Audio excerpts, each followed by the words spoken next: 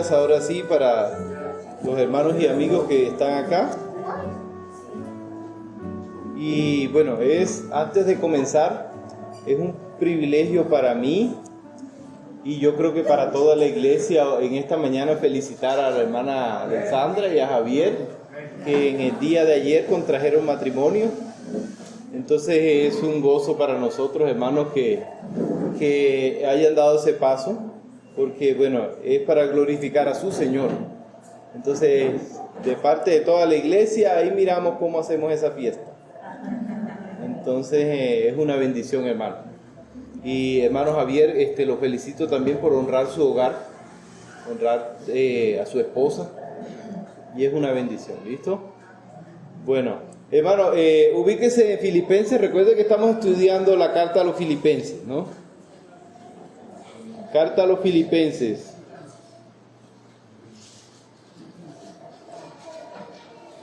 Vamos a leer de 3 al 11 nuevamente. Hoy debemos terminar esta porción con la ayuda de Dios. Recordemos que esta es una oración. Pablo está orando por los hermanos de Filipos, que era la ciudad. Está orando por ellos. Filipenses, vamos a leer de 3 al 11. Capítulo 1. Ok, dice la palabra del Señor.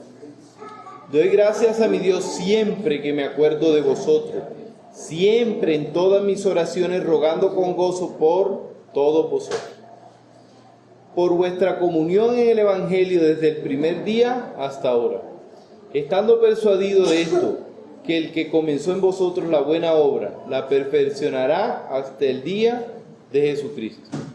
Como me es justo sentir esto de vosotros, pues por cuantos tengo en el corazón y en mis prisiones y en la defensa y confirmación del Evangelio, todos vosotros sois partícipes conmigo de la gracia, porque Dios me es testigo de cómo os amo a todos vosotros con el entrañable amor de Jesucristo.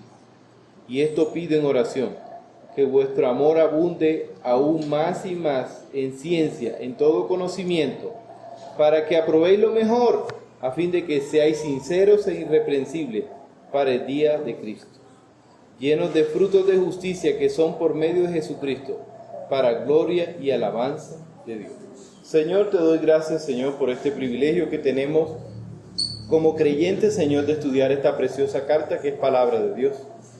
Y tu palabra, Señor, nos edifica, y tu palabra, Señor, nos cambia, transforma vidas. Porque la fe viene por el oír, y el oír la palabra del Señor. Así que oramos, Señor, para que tu palabra, Señor, sea expuesta y no mis pensamientos, para gloria y honra tuya, en el nombre de Jesús. Amén. Recuerden que estamos estudiando una oración, y en este pasaje principalmente hay 3 principios de la oración que debemos practicar todos, que es orar con amor, orar con gracia y orar con gratitud. Y el domingo pasado veíamos que era orar con amor, y precisamente veíamos eso porque el amor de Dios ha sido derramado en nuestros corazones, y es indudable que al amor de Dios está derramado en nuestros corazones, yo debo orar con amor. Pero antes de estudiar este pasaje, recuerde que definimos lo que era la oración, y se los voy a repetir. Orar es hablar con Dios en total concordancia con su palabra, con un corazón humillado y reverente, que está buscando someterse a su voluntad. Por eso leímos la oración de Daniel. ¿Cómo vieron esa oración? ¿Esa oración tenía algo de las prácticas comunes que se están viendo en algunas iglesias hoy? No, era una oración de un hombre humillado, de un hombre que está hablando a un Dios santo, lo hace con reverencia, y que no está diciendo que yo declaro, no, está buscando humillarse ante la voluntad de Dios. Porque este hombre estaba en una situación bien compleja, y era que estaba en el exilio. Él no estaba allí porque quería, no, fue llevado allá, exiliado. Y analizamos cada aspecto de esta definición de la Escritura. Estudiamos que todas las oraciones bíblicas están llenas de conocimiento bíblico. ¿Qué significa eso? Que si yo voy a orar con entendimiento, debe ser en base a lo que dice la Escritura, no en base a mis inventos ni nada de eso. Y Y Daniel sí que, vieron, cuando comenzamos a leer ese capítulo de Daniel, ¿dónde buscó Daniel? ¿En dónde buscó él? En los profetas. ¿Qué significaba en ese momento? Que estaba buscando en la Biblia. En la Biblia y estaba reflexionando alrededor de eso. Toda oración antibíblica, hermano, tiene un solo origen. Toda oración de esas emocionalistas antibíblicas tiene un solo origen. Y es el desconocimiento de la Escritura y el desconocimiento de Dios al cual se ora. Porque Dios, hermano, no es su empleado. Entienda eso. Usted es criatura, no jefe. Y cuando uno entiende eso, entonces tiene una oración verdaderamente bíblica. Y veíamos cómo prácticas totalmente irreverentes y antibíblicas por el desconocimiento de la Escritura se han vuelto comunes en muchas iglesias. Hablábamos de si es correcto decir, yo declaro, yo decreto, yo ordeno, esto y lo otro. Como si Dios, recuerde que hablábamos, como si Dios fuera su empleado o el genio de una lámpara que todo tiene que complacerle. Entonces, esto es una práctica antibíblica. Jesús, nuestro mayor ejemplo, oraba diciendo, Señor, hágase tu voluntad. Y ese es nuestro mayor ejemplo. Y si Jesús oraba pidiendo su voluntad, ¿cuánto más nosotros? Entonces, cuando oramos, hermanos, no estamos refiriéndonos a cualquier persona. Estamos refiriéndonos a Dios y en su cabeza debe haber humillación y respeto. Y la Biblia, esto lo confirma la oración del Padre Nuestro. Padre nuestro que estás en el cielo, santificado sea tu nombre, hágase tu voluntad. Entonces, eso debe ser claro. Yo voy a orar en base a la voluntad de Dios. Y eso es la oración. Eso es la oración.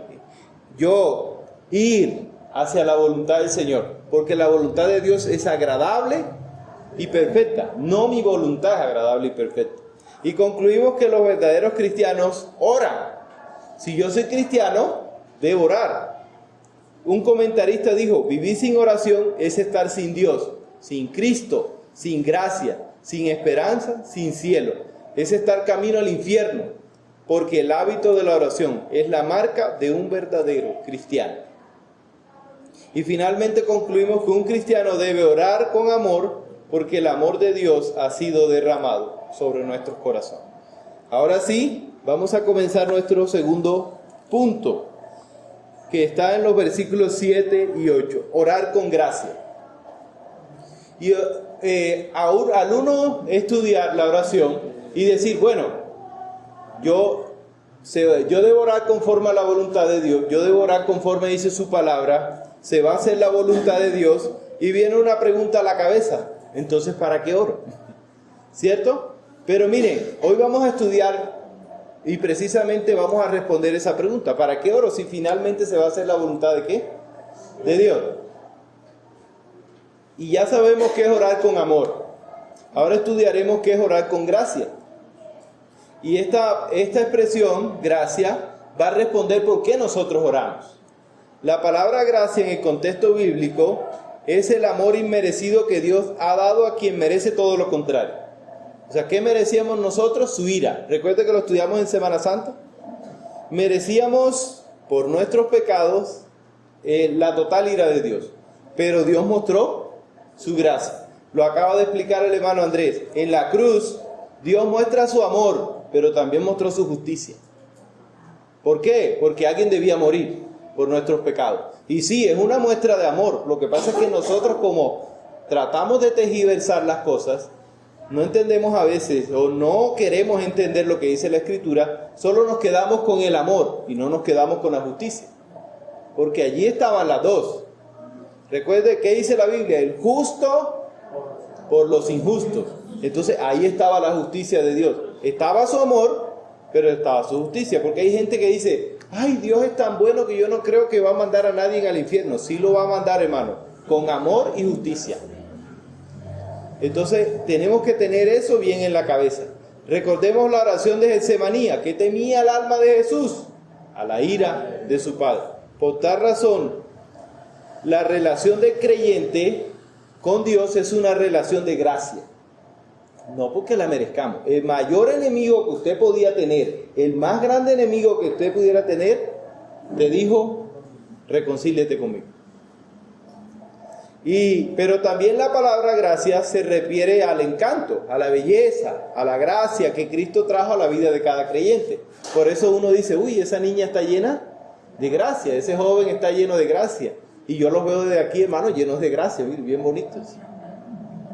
Como su pastor, ¿no? Sí, yo no podía excluirme. Entonces, es una relación de gracia. Y es una relación que nosotros debemos ver en el hermano. Si Dios me ha dado su gracia, la idea es que yo la muestre.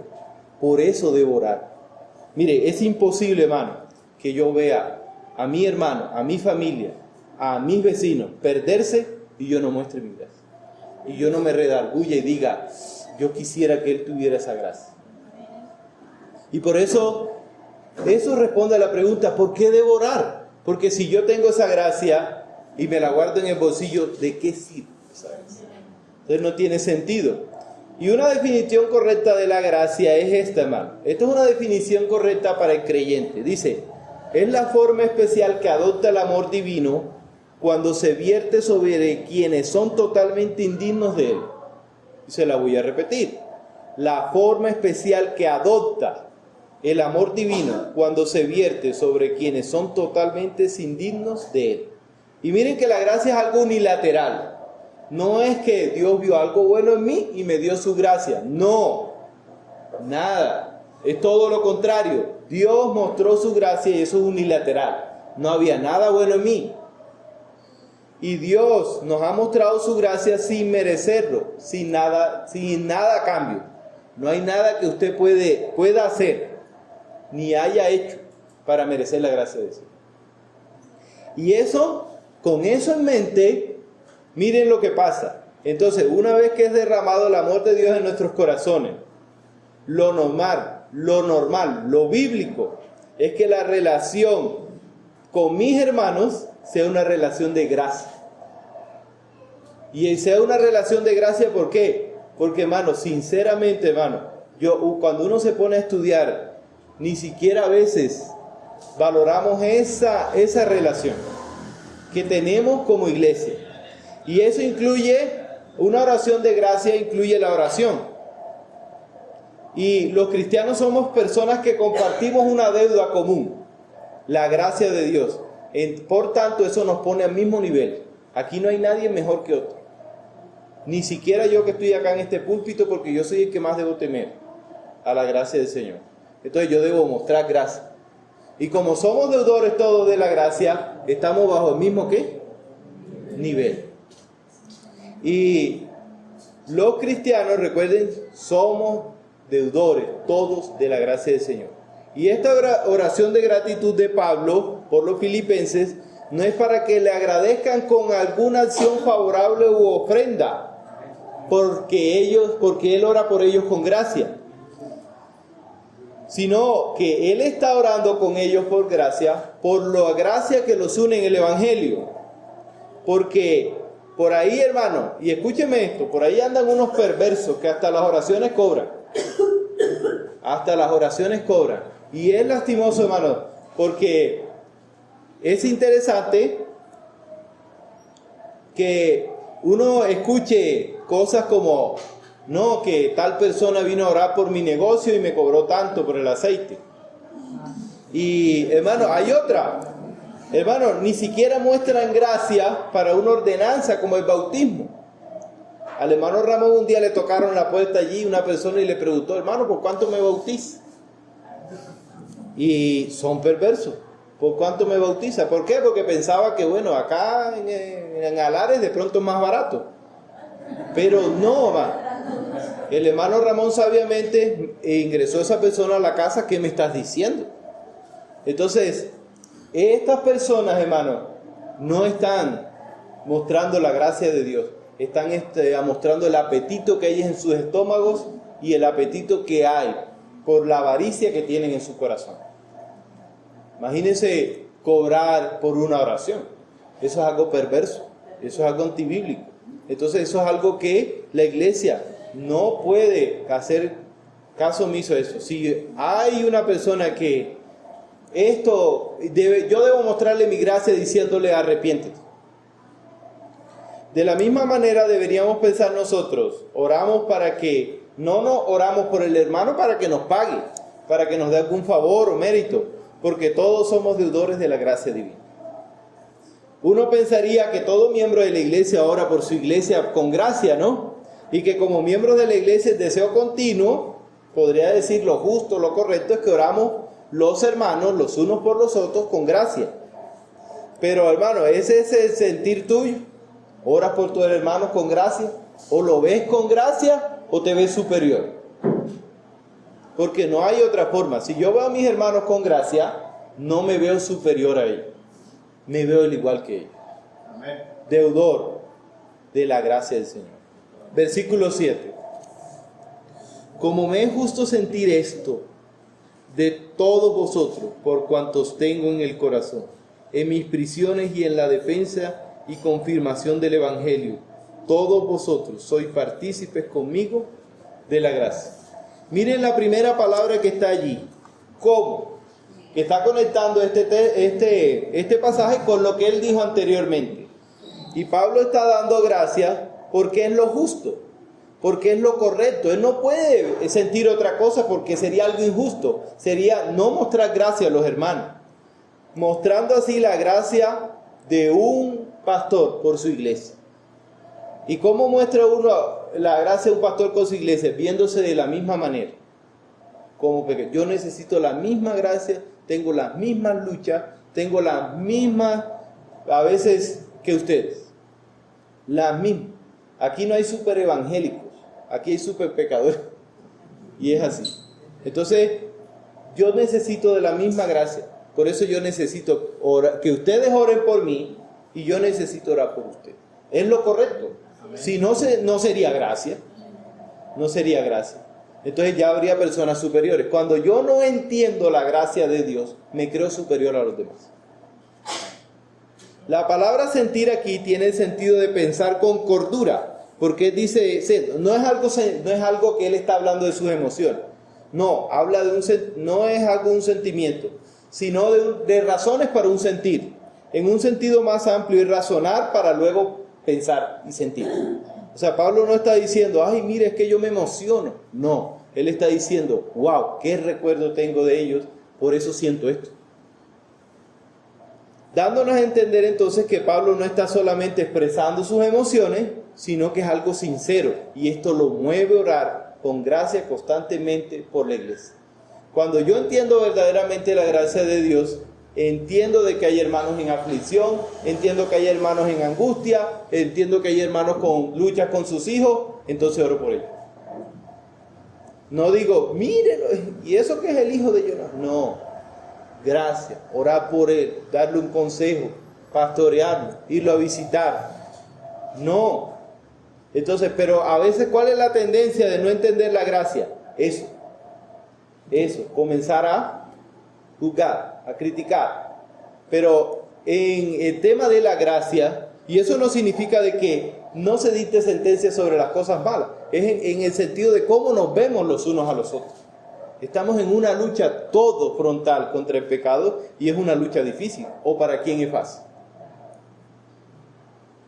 La gracia y el amor genuino derramado por Dios en este siervo de Dios lo está llevando a orar con gracia por la iglesia. Y recuerden que la iglesia no son estas cuatro paredes, somos todos. Entonces lo está orando, lo está estimulando y está diciendo, yo oro por Serafín, yo oro por Ramón, yo oro por Claudio, yo oro por esto. Señor, porque eso es lo que debe generar la gracia. Si no podemos mostrar esto, yo debo revisar mi evangelio. Y mire lo que sigue diciendo, los tengo en el corazón. Y Pablo está ampliando más el sentido de la gracia de Dios. Ustedes en verdad son parte de mi vida, es lo que está diciendo. Son importantes para mí. La palabra corazón está hablando de lo más íntimo, no como hoy lo vemos, ay, en el corazón. No, Pablo está hablando, aquí la palabra corazón incluso se puede traducir entrañas, como lo que tengo dentro. No es solamente emociones, no, es algo muy querido en lo profundo del ser. Y las relaciones en la iglesia verdaderamente se vuelven así, muy profundas. Yo no podemos tener una relación con todos los hermanos, porque bueno, tienen ocupaciones y todo, pero hay hermanos que indudablemente terminan siendo para nosotros o sea, como nos une esa gracia y terminamos amándonos, extrañándonos. No hay un cristiano, hermano, no hay un cristiano que esté en su casa y esté diciendo, no, yo no extraño a ninguno. No, la gracia nos debe hacer. Y esto es lo que está diciendo. Y les está diciendo, yo quisiera estar con ustedes cara a cara allí. Y miren, que es un ejemplo, porque recuerden que Pablo no está en un resort. Pablo no está mirando la playa. No, estaba como preso y tal vez esperando su muerte. Pero qué ejemplo de gracia en la oración de este hombre. ¿Saben por qué? Porque a pesar de sus dificultades, a pesar de sus problemas, tal vez enfermedades que tenía en los ojos, él podía orar por sus hermanos. ¿Qué ejemplo?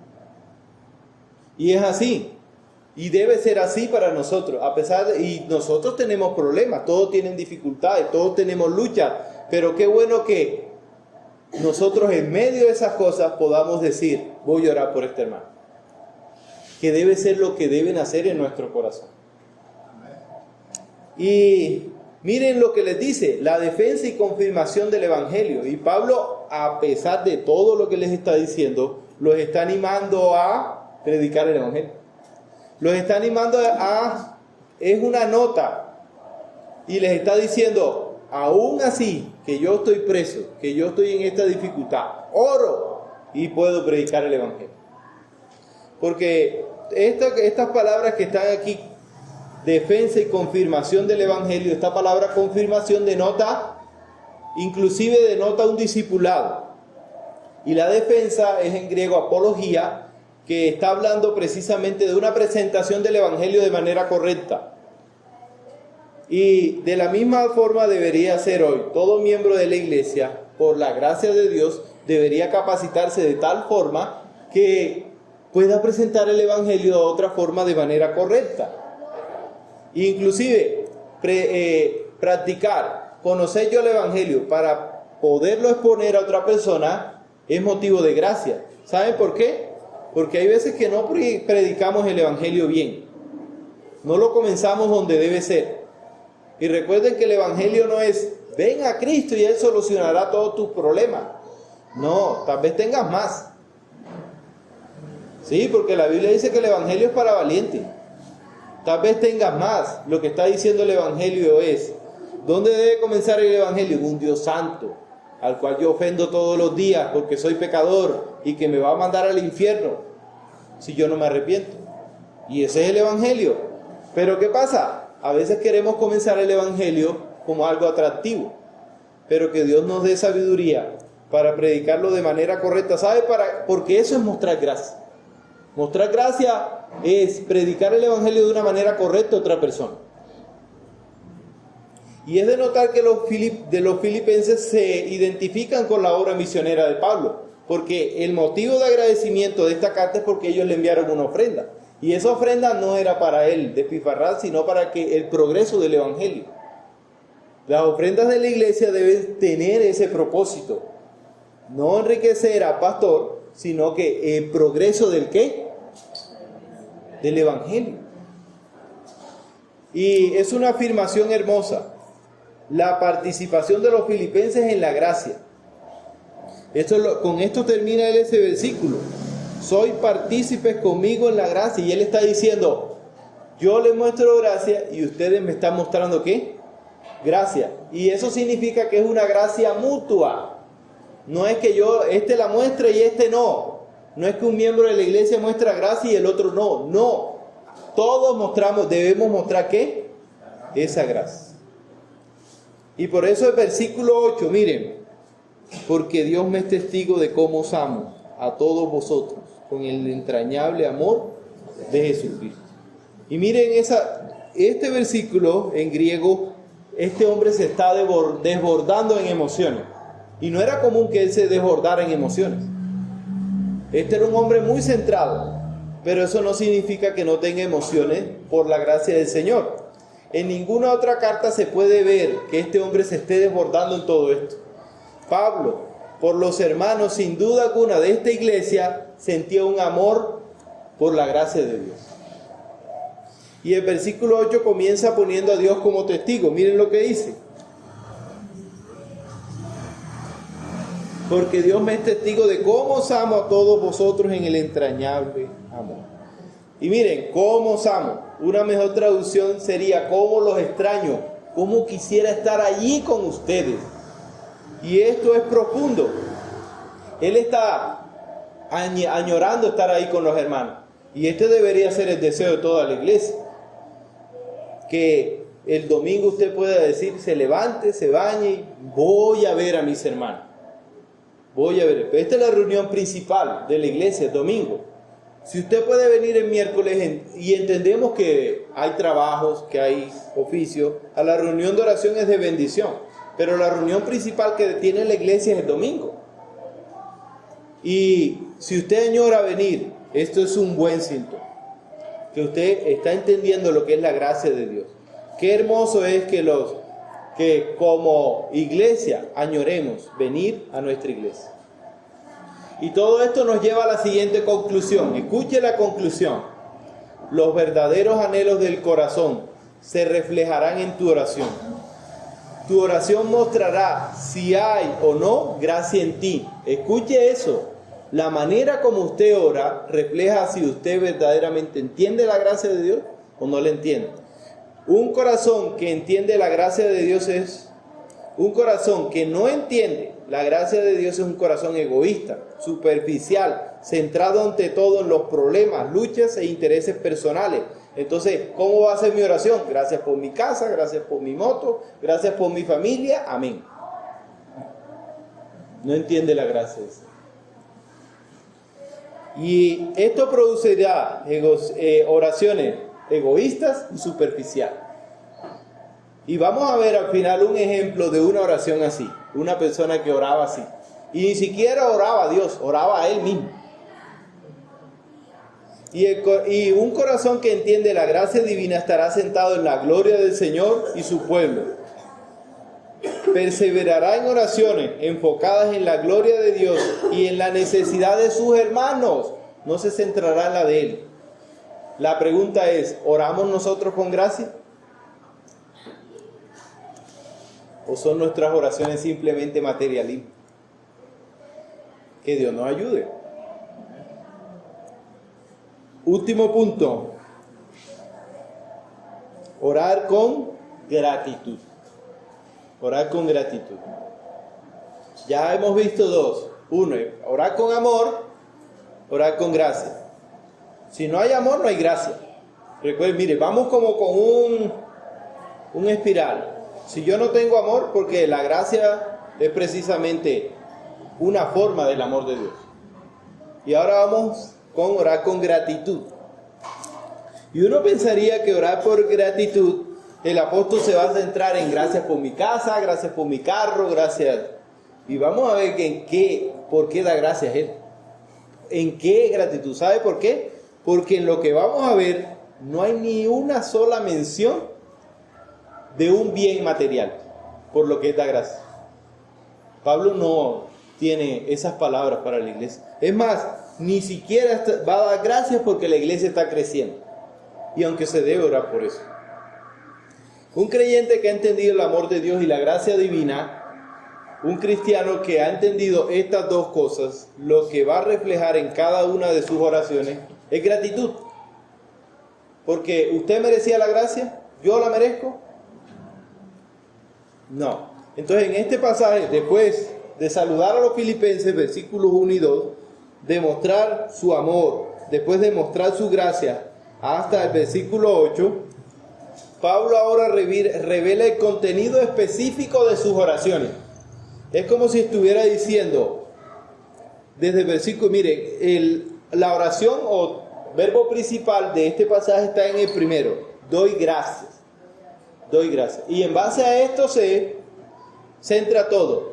El apóstol es como si estuviera diciendo, doy gracias, y me voy al versículo 9.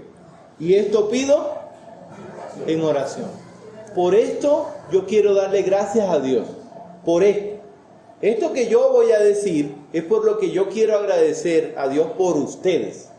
Y es interesante, porque miren, no existe, hermano, aquí una mención de las cosas materiales. No existe un indicador, hermano, más exacto del nivel de madurez espiritual de un cristiano que su vida de oración y sus oraciones de acciones de gracia. Tus oraciones de acciones de gracia van a revelar si usted verdaderamente es un hombre maduro o no lo es. ¿Es un cristiano maduro o no lo es?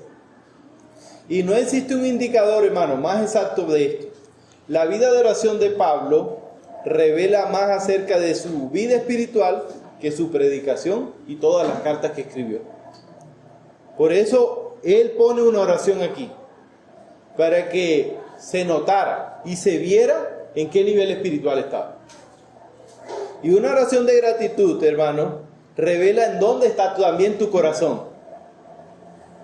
Si está en las cosas materiales, ¿por qué vas a orar? ¿Por qué vas a orar? Cosas materiales. Es indiscutible que la oración es un deber de todo cristiano. Todo cristiano debe orar. Jesús enseñó sobre la necesidad de orar siempre y no desmayar. Pablo exhortó a los creyentes a ser constantes en oración, ahí en Romanos 12:12. Y les dijo, por nada estéis afanosos, si no sean conocidas vuestras peticiones delante de Dios en toda oración, ruego con acción de gracias. Ahí está en Filipenses 4:6. Pedro les ordenó a los creyentes a ser sobrios y velar en oración. Entonces, esto es un deber de cada cristiano. Sin embargo, la oración es mucho más que un deber. Es una necesidad para el cristiano maduro espiritualmente. La oración ferviente no nace de un simple sentido del deber, sino de un anhelo interno y profundo en la gratitud de nuestro Dios. Es interesante todo esto. No surge de la existencia de algo externo, sino que surge de una pasión interna. Yo no doy gracias a Dios por lo externo, sino por lo que ya ha hecho Él en mí. Y miren que es interesante, porque ¿cómo comenzamos a veces nuestras oraciones nosotros? Por las cosas externas. Pero Pablo no le está diciendo eso. Pablo ahora va a dar cosas, va a hablar y dar acciones de gracias por ello, por lo de dentro. Y es así. Pero nosotros ¿cómo comenzamos? Gracias por la casa, gracias por la moto, por el celular. En un sentido de egoísmo. Y miren lo que él está diciendo. En este pasaje revela 5 peticiones específicas de Pablo por los filipenses, que lo motivan a su oración. ¿Y cuál es la primera? Su progreso espiritual en amor. La segunda, en excelencia, en integridad, en buenas obras y en glorificar a Dios. ¿Cuál de ellas es material? Ninguna. Versículo 9. Y esto pido en oración, que vuestro amor abunde aún más y más en ciencia y en todo conocimiento. Y miren que Pablo no ora pidiendo que en ellos haya amor, porque ya lo había. No, Pablo está enfocado en algo, que ese amor abunde. O sea más allá de lo que ellos esperan, que crezca. Entonces, ¿qué está esperando? ¿Qué nos está enseñando Dios entonces como iglesia? Que el amor, la gracia, debería llevarme a acciones de gracia y debería llevarme a un amor que sobreabunde de mí hacia la iglesia. Algo importante en este versículo es que Pablo no solo ora por la existencia de amor en los filipenses, recuerde, sino que el amor que sobreabunde. El apóstol ruega a Dios por los filipenses que sobreabunden en amor, característica que él anhela y desea ver en ellos y por lo cual él quiere dar gracias. Esto quiere decir que el deseo del apóstol es no solo que conozcan en teoría el amor, sino que lo experimenten en la práctica. Él les está diciendo, yo quiero dar gracias por ustedes, porque se aman, porque entienden la gracia de Dios. Y la expresión ahí, ciencia y todo conocimiento, lo que transmite es algo pleno o de perfecto conocimiento. Pablo desea y quiere dar gracias que la iglesia esté en pleno conocimiento de que todos se aman. Y en esta iglesia había problemas. Más adelante vamos a ver que había problemas. Pero los problemas no debían impedir el avance del amor y de las acciones de gracia y del entendimiento de la gracia. Ahí en el versículo 10, para que aprobéis lo mejor, a fin de que seáis sinceros e irreprensibles para el día de Cristo.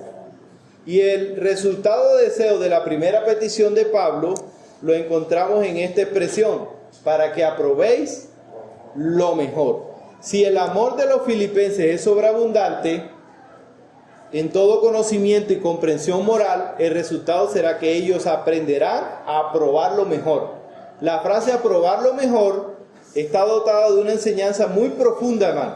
Y escúcheme esto, porque vamos a mirar qué significa aprobar. Porque el cristiano está llamado allá afuera a tomar decisiones, a aprobar. Y literalmente significa aprobar, significa someter a prueba.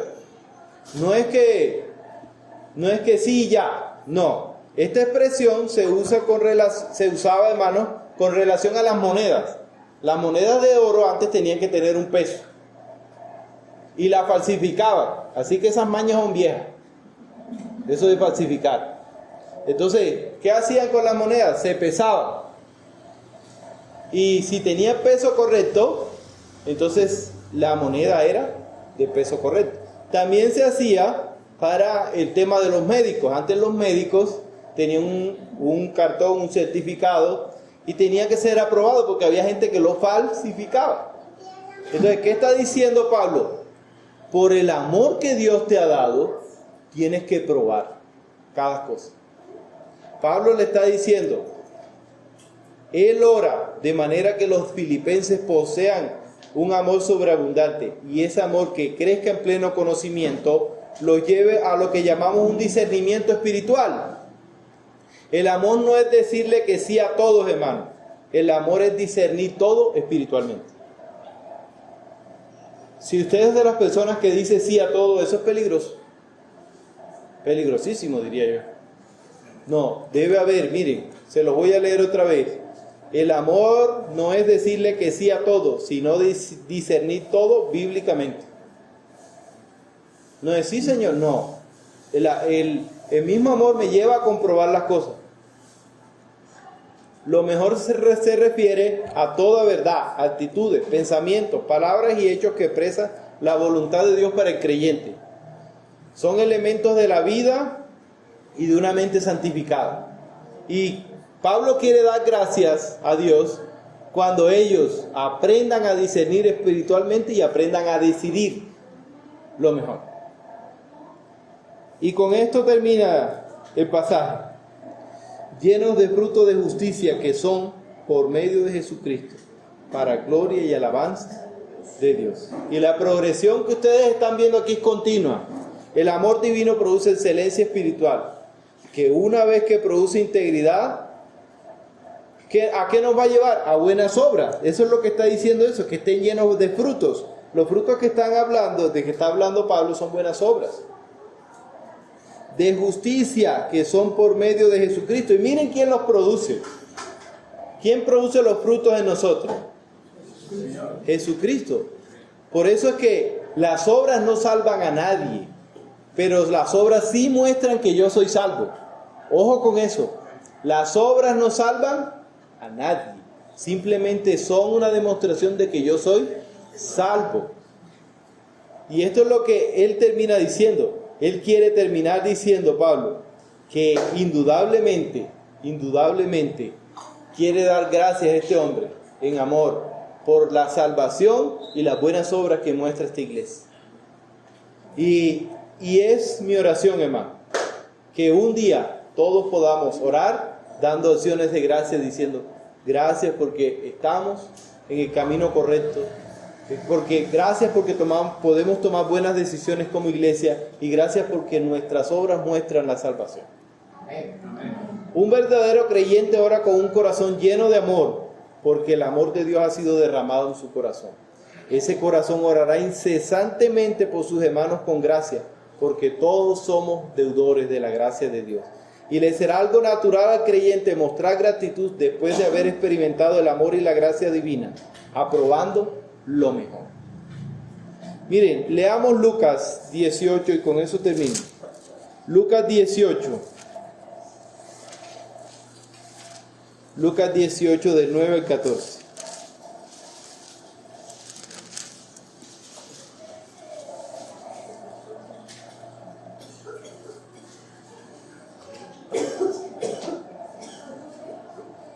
Dice Lucas 18 del 9 al 14.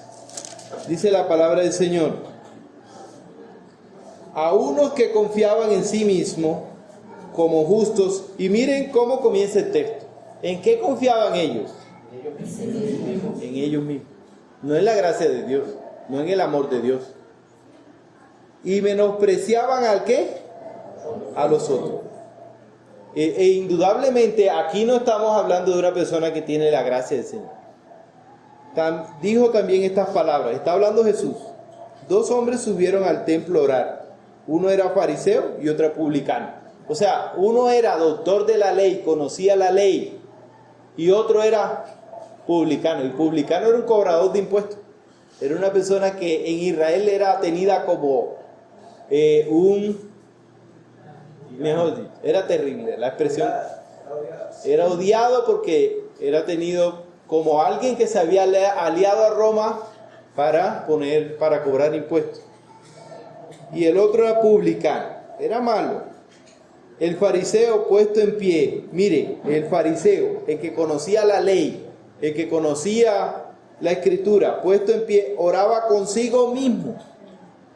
Oraba consigo mismo. De esta manera: Dios, te doy gracias porque no soy como estos hombres, ladrones, injustos, adúlteros, ni aún como este publicano. Ayuno 2 veces a la semana, doy el diezmo de todo lo que gano. ¿Ustedes pueden ver gracia en esa oración? Pero muchas veces en nuestra oración: Señor, gracias porque estoy en una iglesia que predica la palabra del Señor. Gracias porque no estoy allá en esos locos. No, hermano, yo debo orar por esos. Si usted tiene un conocimiento de la gracia, debe mostrarla a los demás. Pero miren cómo oraba el publicano. Estando lejos, no quería ni alzar los ojos al cielo, sino que se golpeaba el pecho diciendo: Dios mío, sé propicio de mí, pecador. Os digo que éste descendió a su casa justificado antes que el otro. Porque cualquiera que se enaltece será humillado, y el que se humilla será enaltecido. Y aquí está un ejemplo claro de una persona que oró con gracia y una que no. Una persona que oró con amor y una que no. Y una persona que era agradecida y otra que ¿qué? Que no. Y aquí termina la conclusión de este pasaje, hermano. ¿Qué hemos aprendido?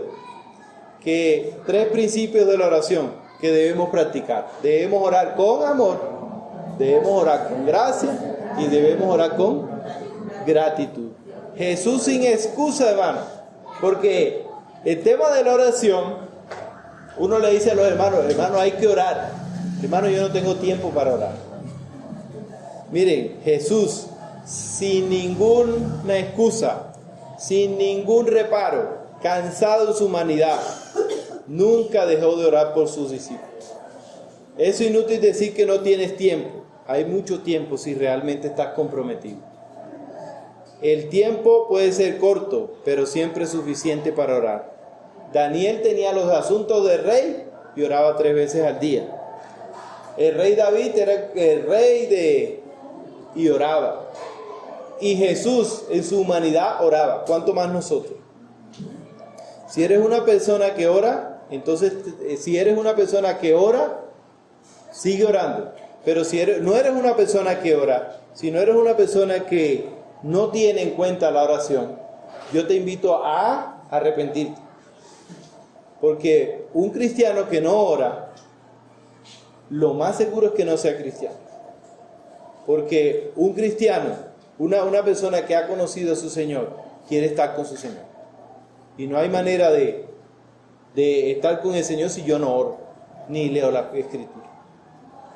Hermano, orar no cambia la voluntad de Dios, pero sí revela en dónde está tu corazón. Que Dios nos ayude, porque estamos en un tiempo donde la gente, el deseo no es orar, es hacer su voluntad.